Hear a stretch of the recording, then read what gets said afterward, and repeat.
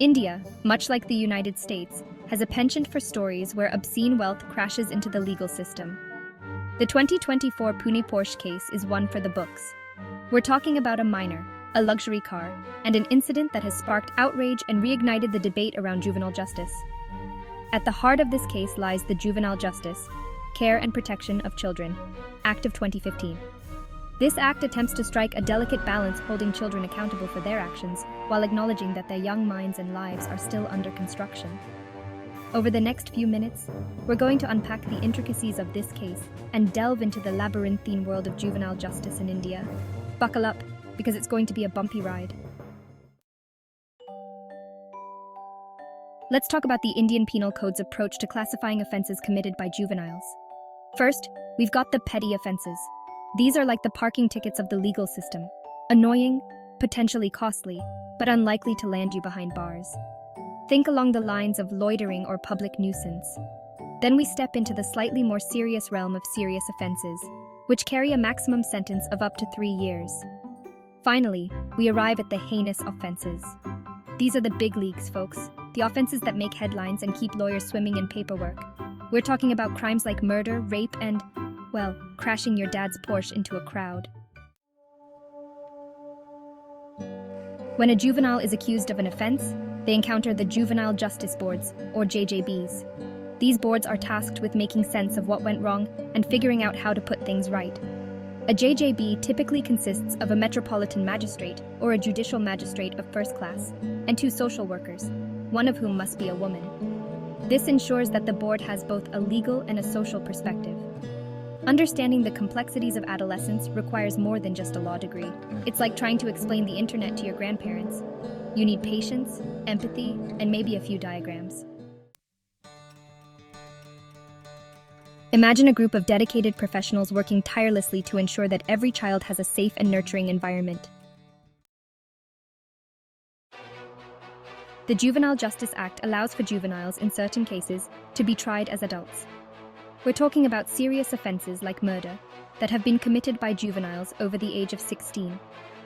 Before a juvenile can be tried as an adult, the case has to go through a preliminary assessment by the Juvenile Justice Board.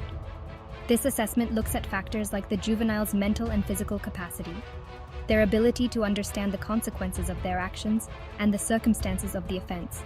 It's like a legal version of So You Think You Can Be Tried as an Adult. The judges are a lot tougher than Simon Cowell. When we talk about special homes and institutions for juveniles, it's important to remember that we're not talking about some Dickensian nightmare. The Juvenile Justice Act lays out specific guidelines for these facilities, emphasizing rehabilitation and reintegration over punishment. These institutions provide a range of services, including education, vocational training, counseling, and healthcare, all aimed at helping these young people turn their lives around. It's like a crash course in becoming a functioning member of society. One of the core principles of the Juvenile Justice Act is the idea that even kids who mess up deserve a chance to redeem themselves. This means providing counseling and therapy, helping them develop life skills, and creating opportunities for them to reconnect with their families and communities. It's like giving them a second chance at childhood. Let's talk about one of the most heartwarming aspects of the Juvenile Justice Act, its focus on streamlining the adoption process. For children who can't return to their biological families, adoption offers the chance to find a loving and permanent home. The Act simplifies the legal process, making it easier for families to open their hearts and homes to children in need. The legal system can be a scary place for anyone, let alone a child.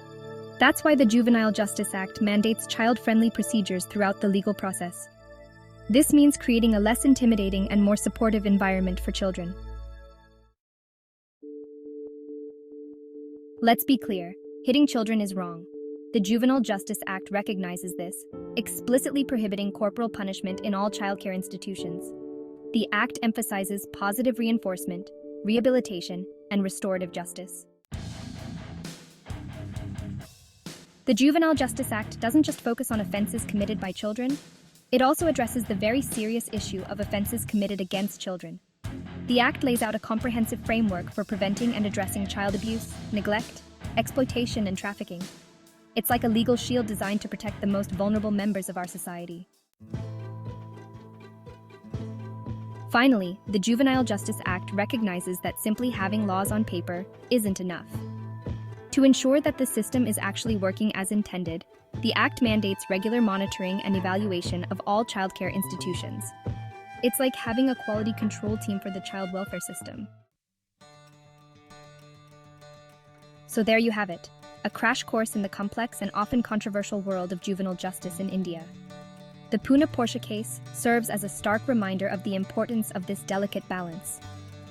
Ultimately, the goal of the Juvenile Justice Act is not just to punish wrongdoing, but to prevent it, to create a society where every child has the opportunity to reach their full potential.